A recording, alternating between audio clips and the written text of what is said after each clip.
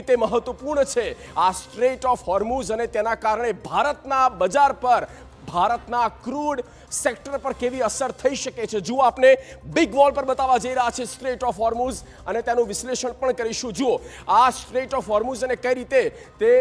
સેન્ટરમાં છે તેનું એપી સેન્ટર ગણાય છે સપ્લાય માટે ઇમ્પોર્ટ એક્સપોર્ટ માટે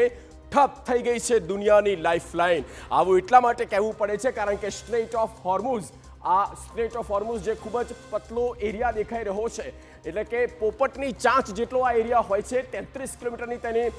લંબાઈ છે અને ખૂબ જ ઓછી તેની પહોળાઈ છે અને અહીંયાથી સપ્લાય થાય છે અહીંથી જહાજ નીકળે છે આ રીતે આગળ તે વધે છે અને ભારત તરફ જઈ રહ્યું છે જુઓ પહેલાં તો સૌથી મહત્વપૂર્ણ બાબત એ છે સ્ટ્રેટ ઓફ હોર્મુઝમાં તેમાં 3 દેશથી આ ઘેરાયેલું છે આ તરફ ઈરાન છે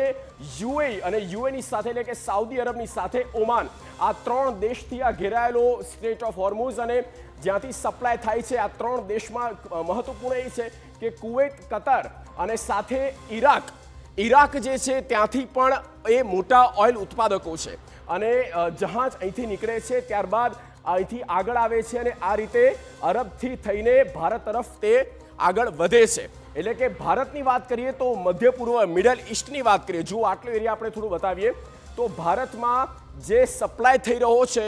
ઓઇલ એક્સપોર્ટ ઓઇલ ઇમ્પોર્ટ થાય છે તે મિડલ ઈસ્ટમાં 60% જેટલો હિસ્સો આ સ્ટ્રેટ ઓફ હોર્મુઝના રસ્તેથી આવે છે 60% ઓઇલ આ જ રસ્તેથી આવે છે અને ત્યાં જ આ રસ્તા પર બ્રેક વાગે તો સ્વાભાવિક છે